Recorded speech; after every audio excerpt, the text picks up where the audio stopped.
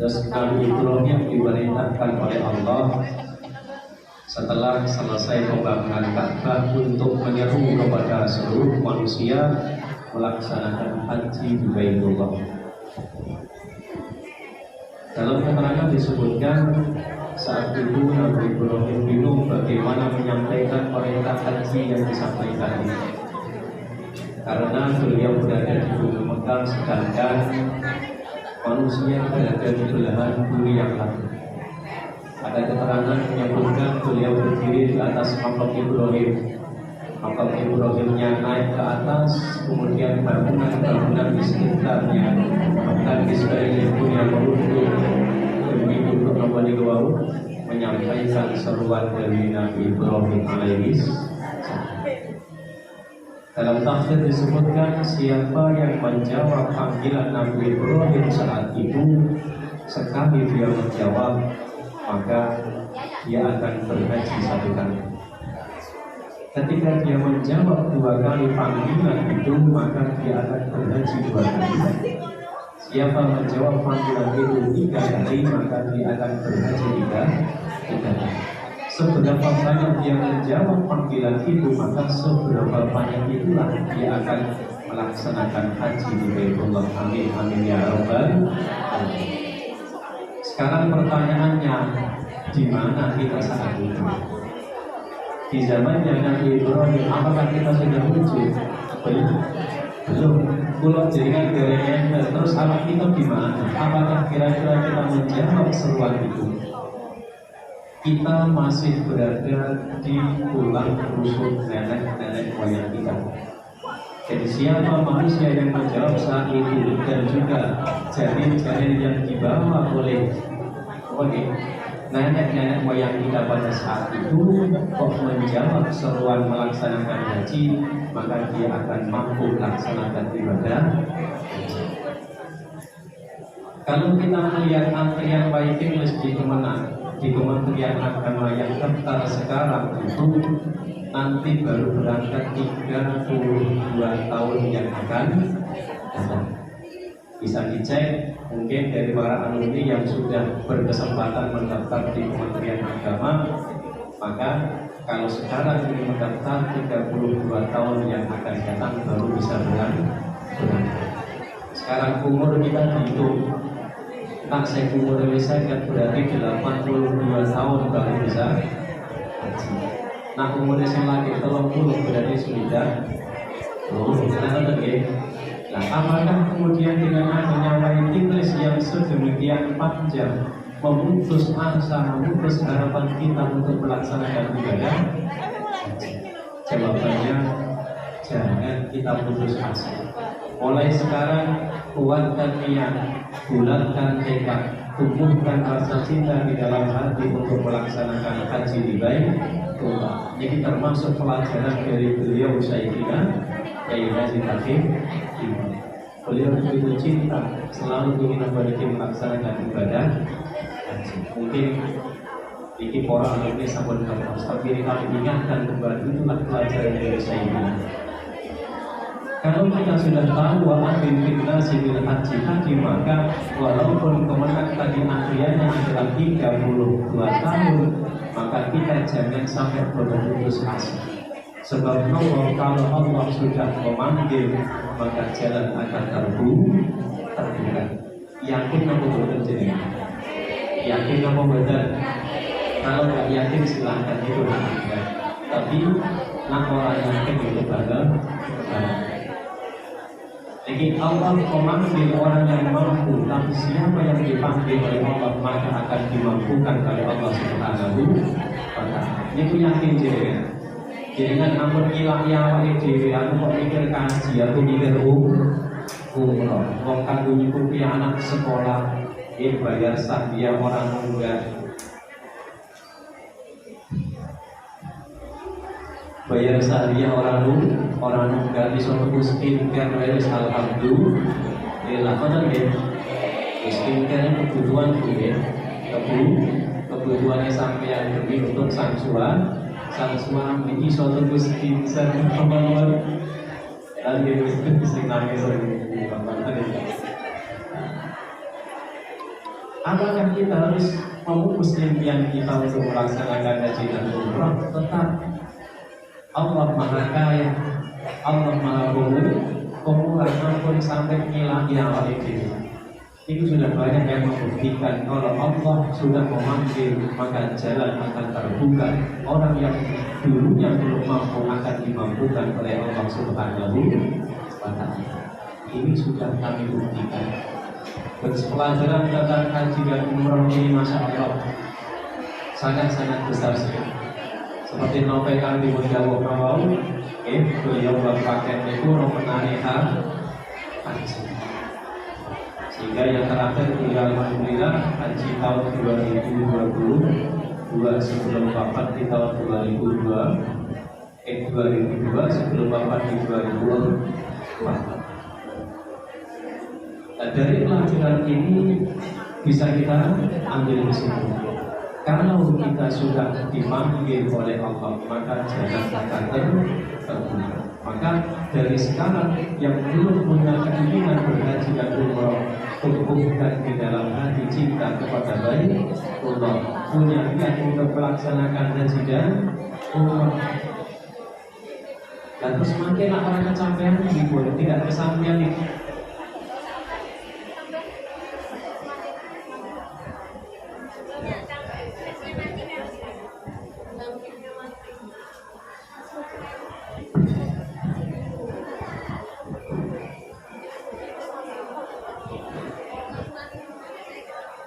Kemudian semangat malih menanti kulon jenengan, misalkan aku punya kehidupanku sederhana, masa aku ini bermimpi haji dan umroh, boleh kita bermimpi, mimpi tidak dilarang, mimpi haknya siapapun, sebab haji dan umroh itu haknya setiap muslim, bukan hanya haknya si kaya, bukan haknya si miliarder, tapi siapapun nanti yang sudah dipanggil oleh Allah, maka dia akan mampu melaksanakan haji terbaik.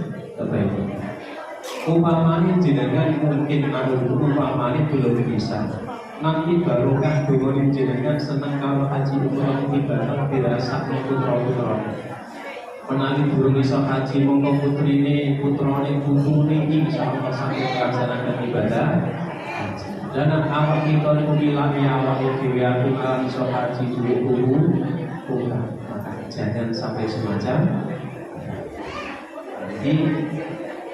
Pada kesempatan ini alhamdulillah banyak para alumni yang hadir. Semoga dengan adanya perkumpulan ini menambah rasa cinta kita kepada guru-guru kita, mengingat perjuangan dari beliau, dan mari kita lestarikan peninggalan beliau. Jangan sampai perkumpulan kita ini hanya kumpul terus pulang, tidak ada asarnya sama sekali.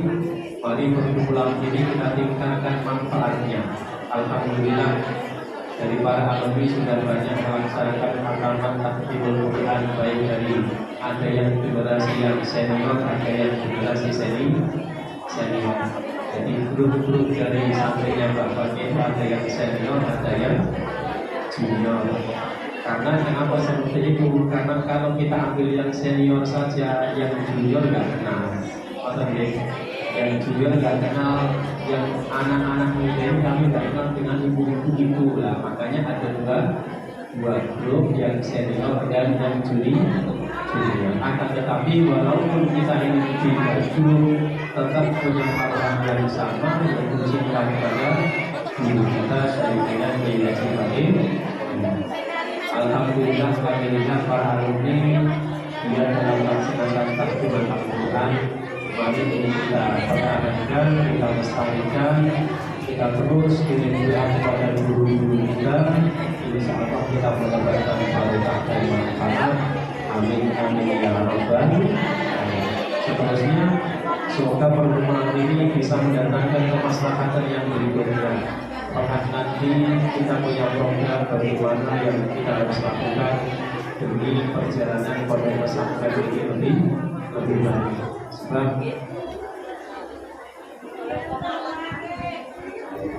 dari pondok pesantren kita ini, dari beliau almarhum atau almarhumullah Kiai Haji Imam, banyak mendirikan pondok pesantren sendiri. Alhamdulillah beliau putrinya banyak takdir Quran sehingga mempunyai pondok pesantren sendiri. Di sini ada dua, Pinang dan Lebar, kemudian ada di Jatirogo, ada di Kediri. Semua adalah takdir Quran. Maka nanti dari para alumni bisa membuat program yang bagaimana bisa menjadikan pondok pesantren yang maju bersama-sama. Amin amin ya rabbal alamin. Kami mewakili dari keluarga sudah melakukan atur suwun dengan masyarakat makanya beberapa minggu sehingga kerawan panjang seluruh diberi bahasa Allah Subhanahu Wa Taala karena kontakan atau saya alhamdulillah dan mohon maaf atas segala kesalahan kekurangan. Assalamualaikum warahmatullahi wabarakatuh.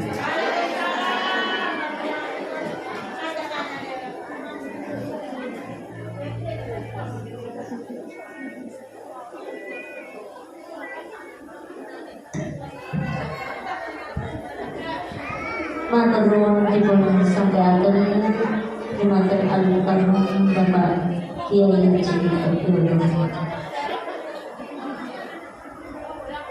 Hadirin yang berbahagia, acara selanjutnya yaitu pembentukan koordinator masing-masing wilayah dari alumni Ma'hadul Ilmi Asyadili yang dalam hal ini nanti akan dipimpin oleh Bapak Kiai Haji Miftahul Farah.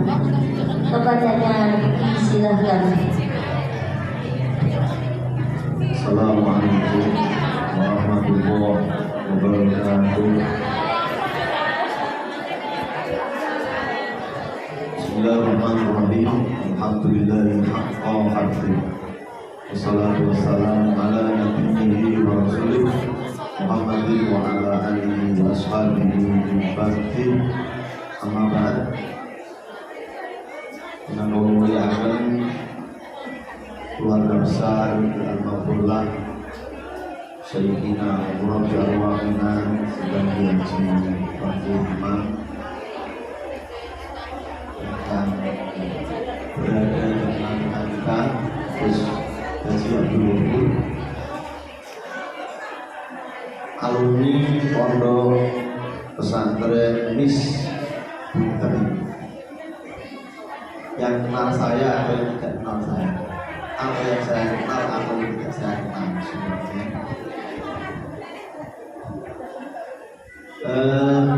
Memanfaatkan waktu dan kesempatan. Nanti sampai jam berapa ya? Baik, sampai jam berapa? Sampai jam ya, sebelum maksimal dulu. Saya mohon yang di belakang yang masih jago berdiri, saya mohon untuk sebentar saja, jangan lama-lama, ya, menghadap ke sumber suara.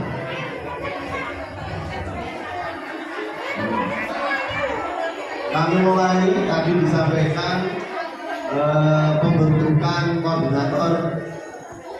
Kita mulai dulu dengan saya kasih tagline berkah apa ya? Khidmat tanpa akhir, berkah tiada. Tulisan ya? Aku yang mau khidmat tanpa akhir, berkah sampai.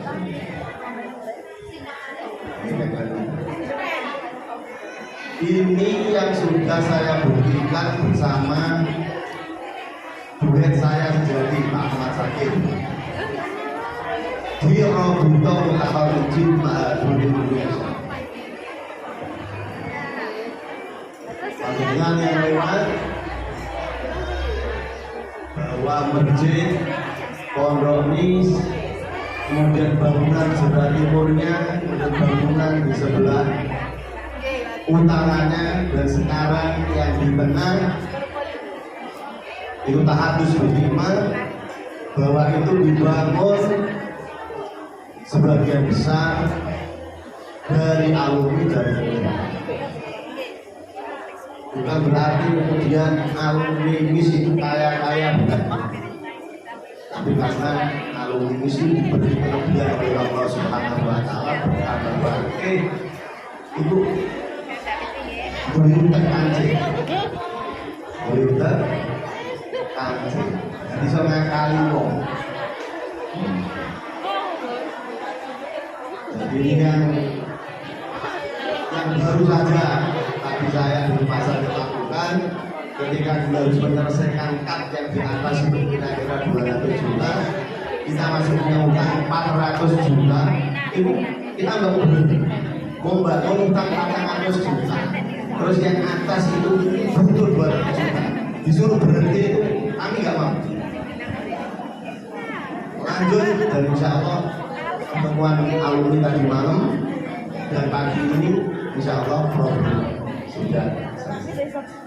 Ini kuncinya karena kekompakan dan kebersamaan para alumni.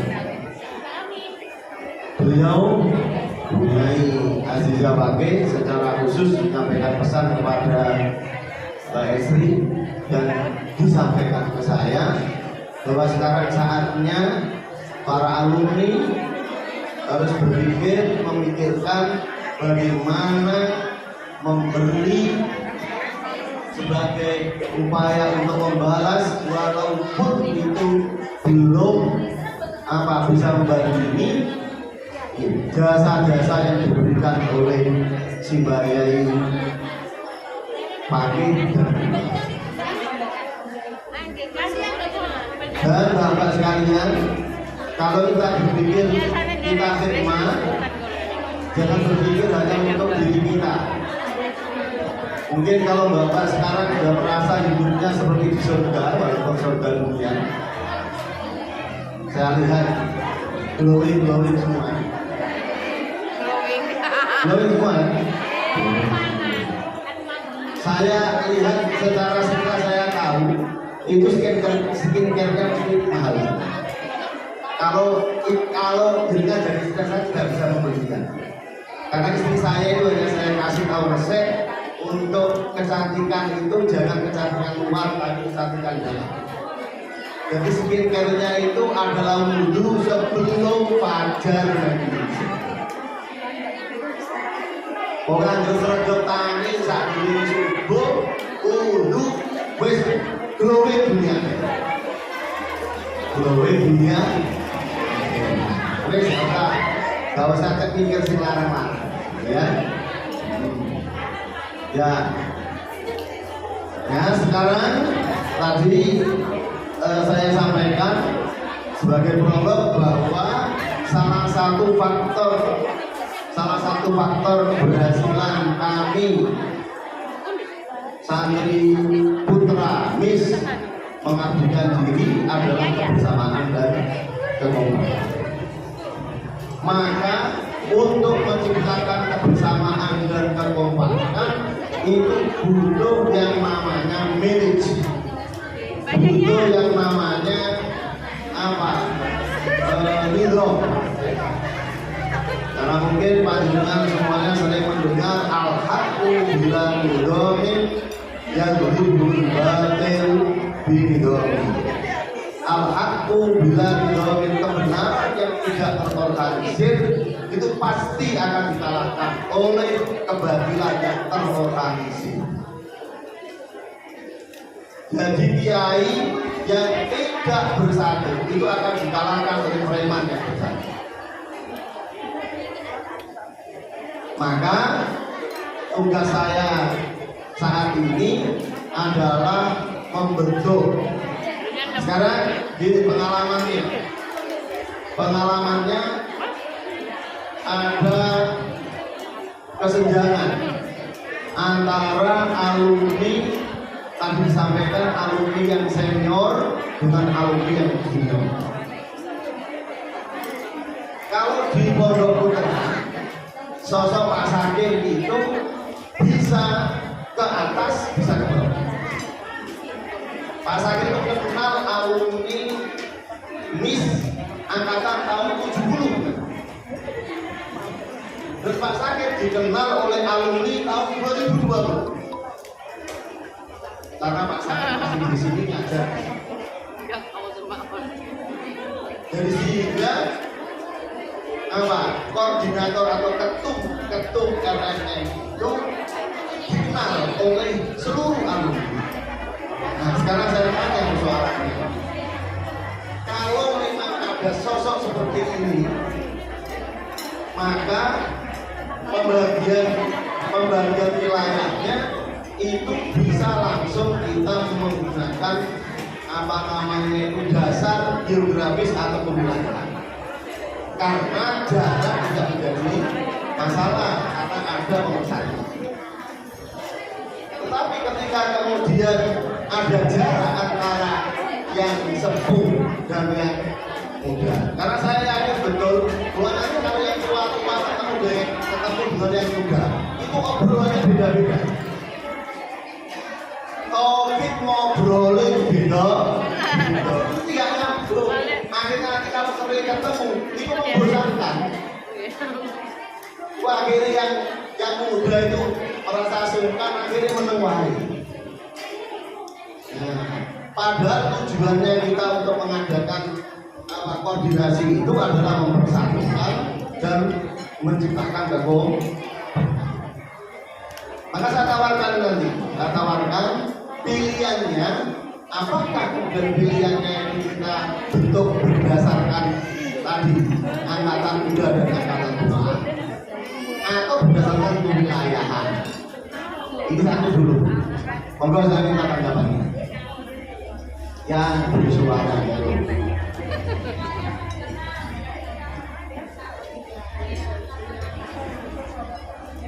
Yang tua ini memilih kewilayahan. Itu pasti begitu. Karena nanti ketika kalau tua ketemu si tua menang. Ya maka saya minta suara yang muda, yang anak muda. Saya alumni nom, saya alumni junior, yang tidak kenal saya berarti. Jadi saya kenal aku berarti bro. Alumni yang kenal saya berarti wis tua, kenal jatuh lawan nom. Saya tanya yang tidak kenal saya. Nah, ya, belakang. Berdasarkan kewilayahan, apakah berdasarkan angkatan?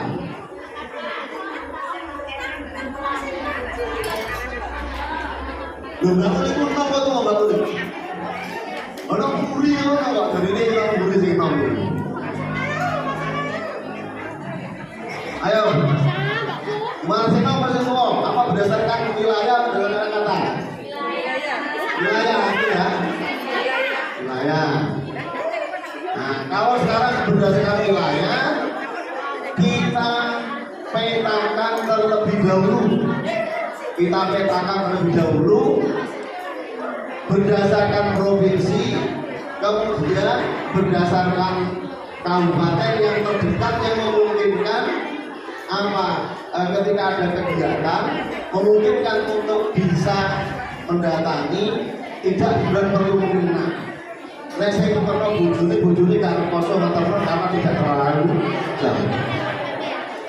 Contoh saya bayangkan begini, RMM Surabaya, Mojokerto, Gresik, kemudian Sidoarjo itu dalam satu perbatasan.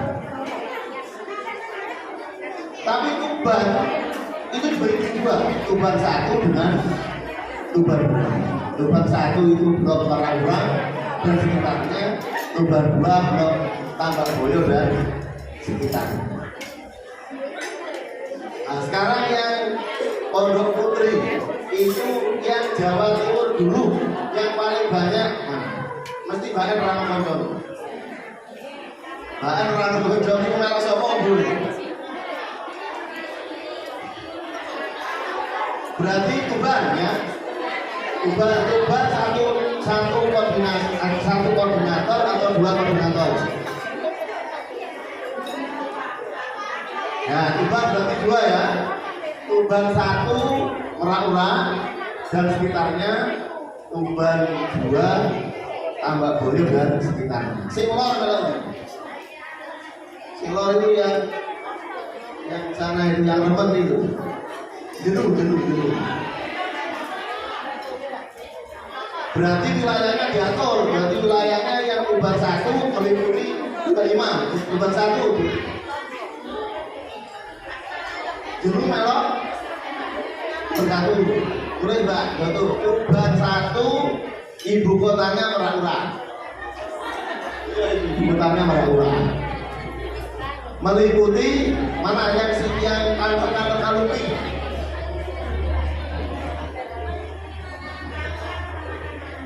Ayo, yang dekat dengan Merak-Ura berarti keret. Keret atau kerek? Kerek atau keret? Keret. Kalau berita itu kerek. Tapi sudah diganti itu ya, ganti repot.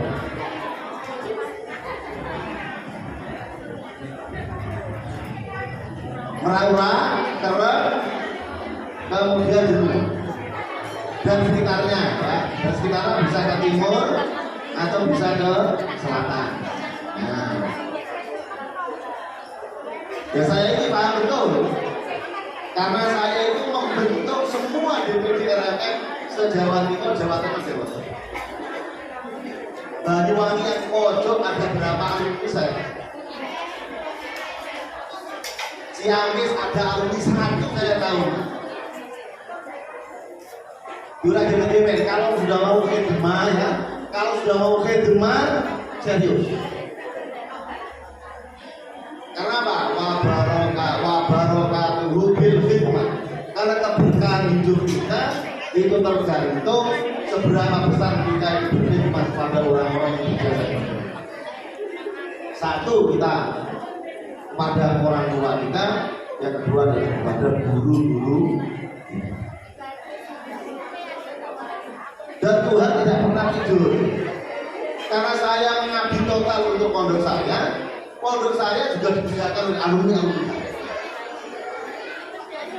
Karena saya berusaha tinggal 5 hari atau 6 hari, nggak masalah misalnya. Terus melakukan diri ya. Dan yakinlah Mbak bahwa tidak ada kebaikan yang kita lakukan yang tidak dihitung oleh Allah Subhanahu wa Ta'ala. Allah tidak hitung, semua akan diperhitungkan. Sudah ya? Nah sekarang kalau yang wilayah Tuban 2 ibu kotanya tambah Boyo. Ibu kotanya tambah Boyo. Mencakup ke barat. Jadi Pabel tambah Boyo Yuyu. Jadi tambah Boyo, tambah kecamatannya berarti Bancang. Glodok itu kemana-mana. Kita tambah Boyo Yuyu. Kita tambah Boyo itu ke barat berarti Bulu. Terus Kidulnya Bulu mana ada? Jadi rokok. Oh ya, barulah nanti barulah buat sendiri. Nah ya bagilah berarti kalau dibagilah, oke? Mergo bagilah hanya 1 biji. Kalau cuma 1 bagilah. Itu 1 biji 1 orang, maaf 1 orang.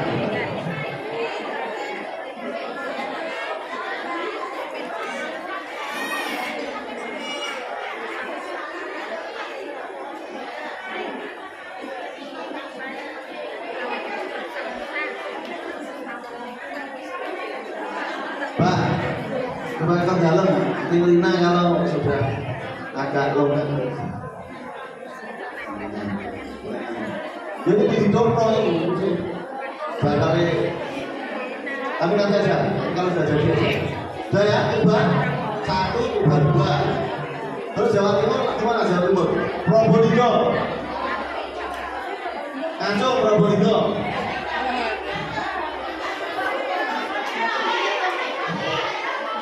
Oh Probolinggo ya, oh itu menengah rek.